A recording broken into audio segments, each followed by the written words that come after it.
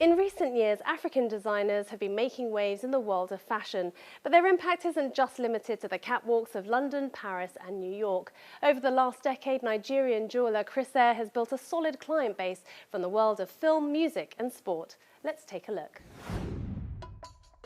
Jeweller to the stars Chris Aire has come a long way since flipping burgers. He may have struggled to reach the top, but these days he mingles with the rich and famous. The son of a successful Nigerian businessman, Aire grew up in the West African country's southern Edo state.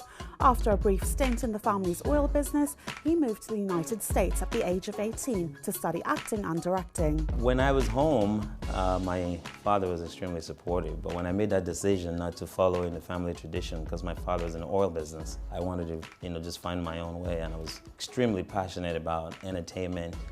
Having lived in Africa and having had the opportunity to meet a lot of the American entertainers coming into Nigeria, I was extremely inspired by them, and I wanted to just do something in that vein. So when I made that choice, my dad basically just said, "You're on your own."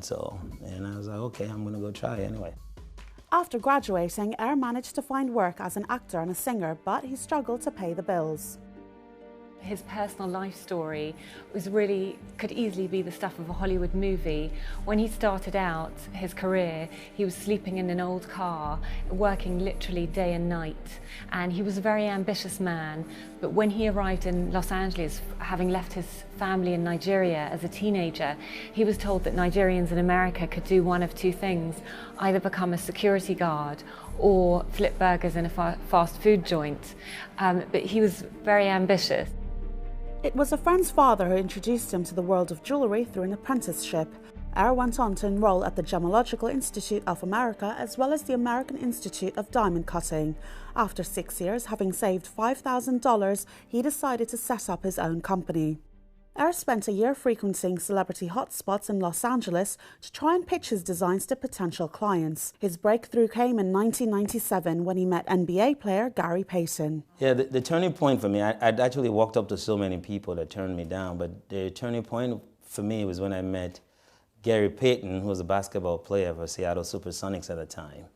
I had stalked him for several hours at the Ritz-Carlton, and there was a playoff game going on in LA, and when he finally came down, I was so nervous because he was being bum rushed by the press, but I decided I'd waited for such a long time. I was nervous. I didn't want to be embarrassed in front of everybody, but I still went for it anyway.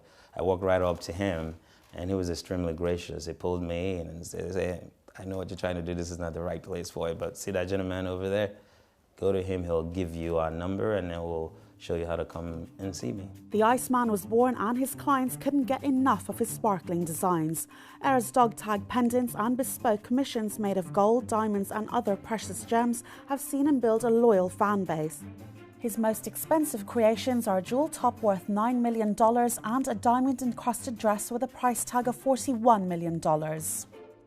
Aire may be rubbing shoulders with the stars these days, but he hasn't forgotten his roots. Apart from sourcing gold and diamonds from Africa, he's also developed a number of philanthropic projects, including building a computer lab at his old primary school.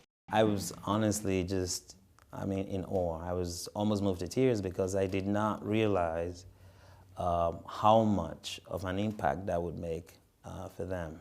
The computer school, we will learn and understand in this computer school. I want to do more, and I challenge, everybody everywhere. I mean, I know that there are government organizations and they have responsibilities, but we all come from somewhere, a community, a village, or whatever.